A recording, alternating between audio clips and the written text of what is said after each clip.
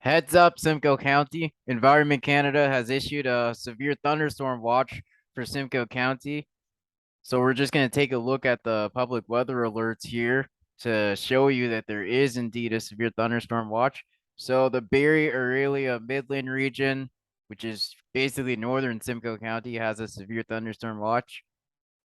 I'm reading the text just to show you that it's Barrie, Collingwood, Hillsdale, Midland, Coldwater, or Lake, Aurelia, Lagoon City, Washago. So they've covered all of northern Simcoe County when they show you that they have a severe thunderstorm watch for the three sub-regions in this warning region. So they're basically saying conditions are favorable for the development of dangerous thunderstorms this afternoon into this evening. The main threat with these thunderstorms is damaging wind gusts, large hail, torrential rains. These are the lesser threats. So the main threat is damaging wind gusts. There's also the possibility of a tornado. We're going to get into that a little bit more with the dynamics. And in southern Simcoe County, which is the Dufferin-Innisfil region, so the severe thunderstorm watch is in effect for Innisfil, New Tecumseth, Angus. So that covers southern Simcoe County right there. The Orangeville, Grand Valley, Southern Dufferin, Shelburne, Mansfield, Northern Dufferin County. Those are Northern and Southern Dufferin County. So severe thunderstorm watch is in effect for all of Simcoe County. So what's going on? Why is there a risk of severe weather? Well, first we'll take a look at the radar just to show you what's going on right now. So just got to make sure here. Yes, I am sharing the radar. So we're going to play this. So basically what's been going on today is Simcoe County's been seeing a lot of showers right now as part of a low pressure system that's in the area.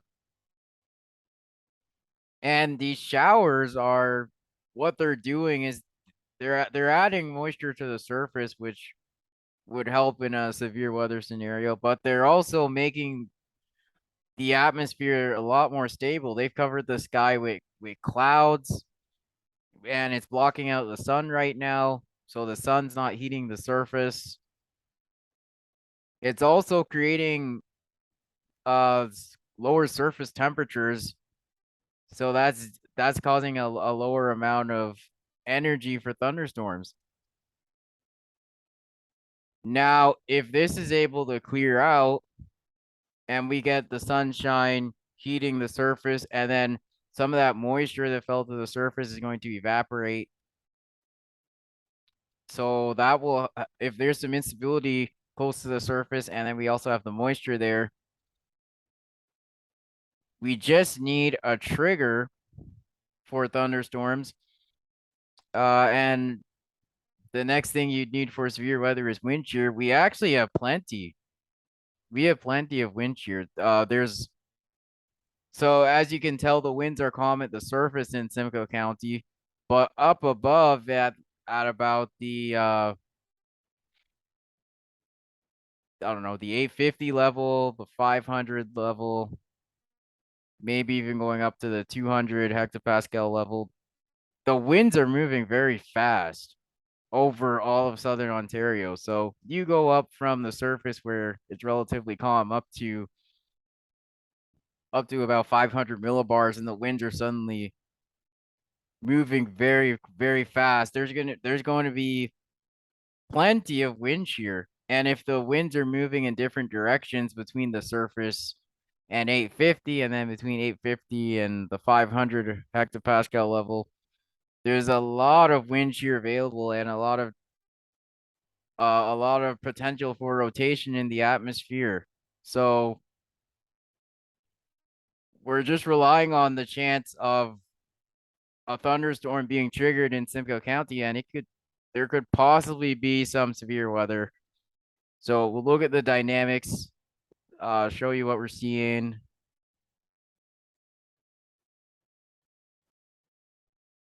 in just a moment.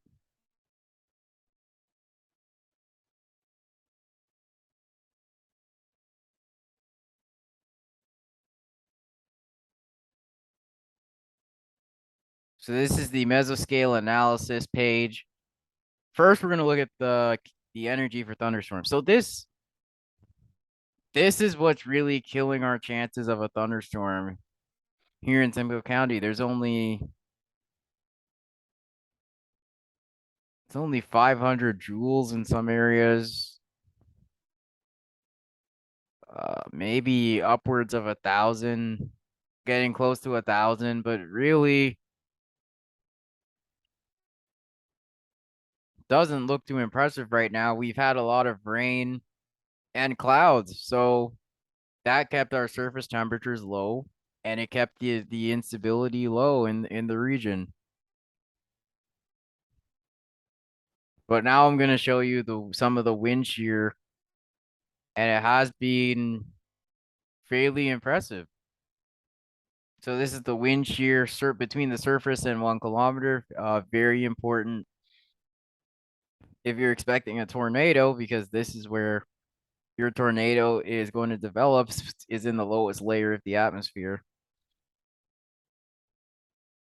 So the wind shear in Simcoe County is anywhere from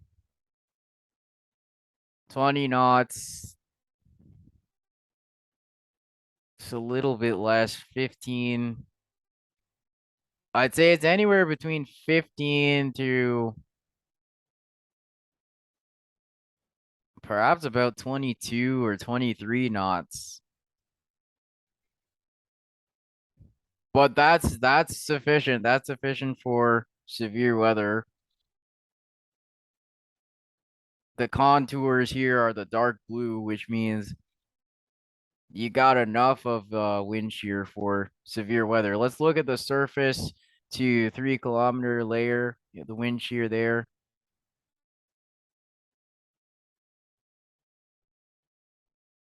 And this is important for the development of a mesocyclone. So basically, having a thunderstorm that rotates. If you have enough wind shear between the surface and 3 kilometers, you get a thunderstorm that may rotate. And rotating, we all know that the rotating thunderstorms, the supercells, can lead to the development of tornadoes. You could also get the tornadoes along a squall line if they develop that way. You get the tornadoes basically at the front of the squall line. Rotation near the surface is forced upwards. At the gust front, QLCS tornado. So right now the wind shear in Simcoe County is starting to looks like it's starting to drop. Southern Simcoe County has more favorable wind shear. Right now, 30 knots or higher in the layer between the surface and 3 kilometers. Northern Simcoe County has about 25 knots of wind shears in the surface to 3 kilometer layer. Ooh, even it gets even lower. It looks like it's 20 when you get up to the Thunder Beach area of Tiny Township and up towards Christian Island and Beckwith Island.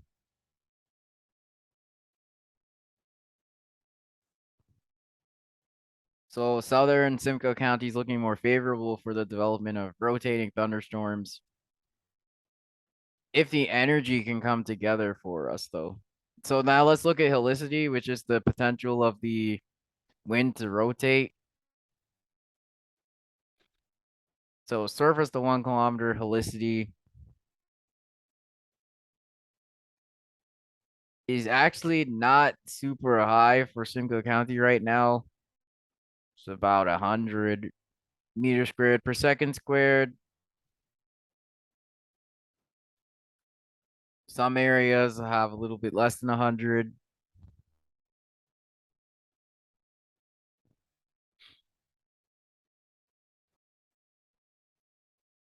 So that's lacking a little bit. Let's look at the helicity in the surface from surface up to 3 kilometers. And again, it looks like we're lacking a little bit. Simcoe County is in the middle here, where the helicity is about 100, somewhere between, well, it even looks like it's even less than 100. Yeah, in some cases, it's less than 100 meters squared per second squared. It's starting from below 100 and going up to about 150, maybe a little greater than 150. So let's say 170, 180. So somewhere between about 90 and 180 meters squared per second squared of helicity in the surface to 3 kilometer layer is a little bit lower than what you'd want to see for the chance of rotating thunderstorms. It's still something to work with. You may still get a strong thunderstorm. More impressive amounts of helicity seem to be occurring over in like Bruce County right now, Huron County, Perth County, and also in Eastern Ontario. There's, wow, 350 meters squared per second squared for helicity. We could just check surface to 500 meters just for completion.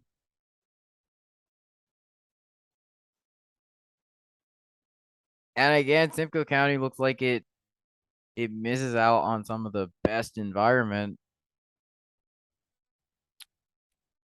That looks like an 80 meters squared per second squared, but the the darker the darker lines are showing you that about 100 meters squared per second squared would be more favorable for the development of a tornado. This is basically like right from the surface to about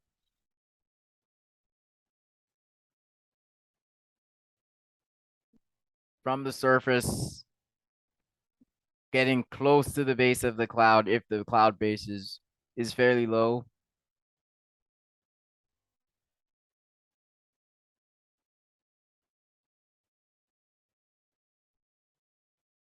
So let's wrap it up with another look at the energy for thunderstorms, the Cape,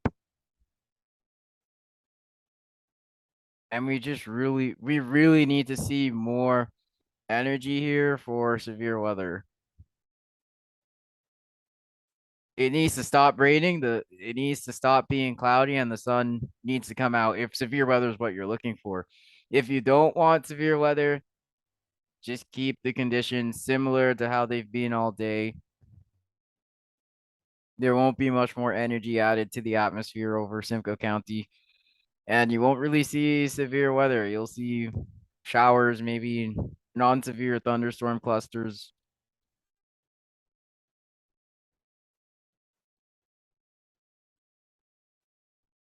So overall today, that's why there's a marginal risk of a severe thunderstorm. We're expecting some heating from the sun today to be one of the main triggers. There's also outflow boundary interactions that may occur between showers, thunderstorms. Between showers, thunderstorms, and their surrounding environment. So if they collide with another outflow boundary, or if they collide with a lake breeze, those types of interactions will lead to the development of other thunderstorms today. But we're still relying on the heating from the sun to be the main driver of the energy that we're seeing in Simcoe County, and we really need to see more of that. If thunderstorms develop, we're expecting thunderstorm clusters, like I said before. The greatest threats from these thunderstorms would be damaging winds, and there is still a very small chance of an isolated tornado. Now this map here says flash flood. I was thinking about it.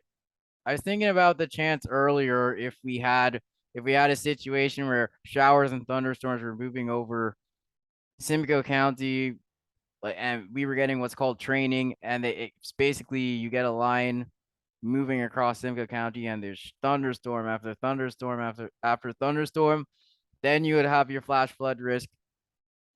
But if these thunderstorms just come as smaller clusters and they don't come one after the other, then I really wouldn't expect a flash flood at all.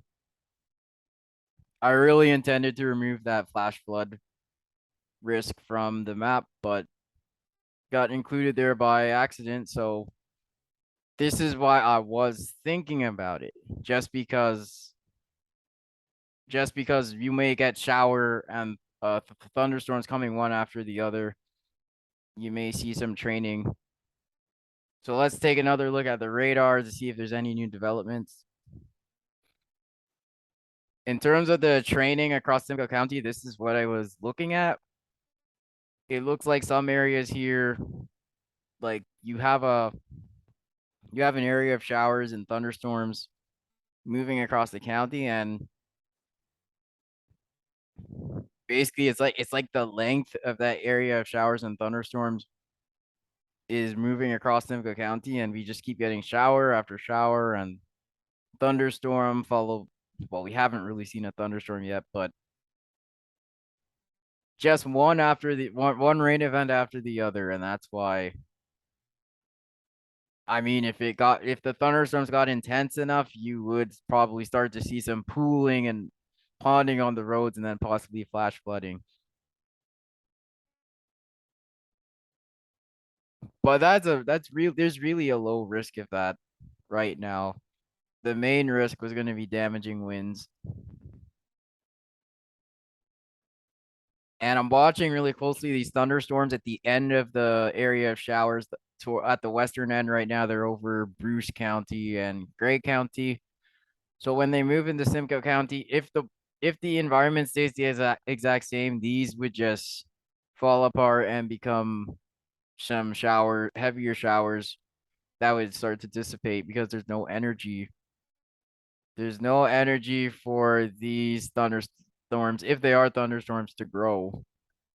So they're going to collapse.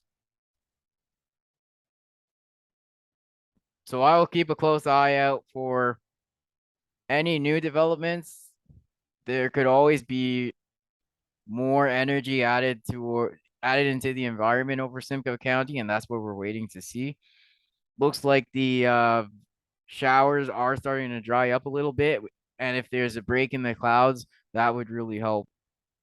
If everything comes together, we could still see some stronger thunderstorms later this evening, between like about 5 p.m. and 8 p.m. So I'll be in touch again, and thank you for listening to this heads up.